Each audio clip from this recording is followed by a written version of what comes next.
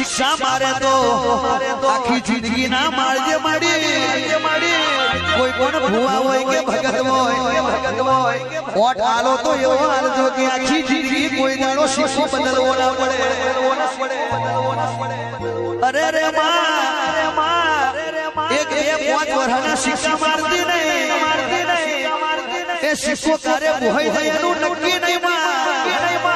પણ ભુવા મેળવે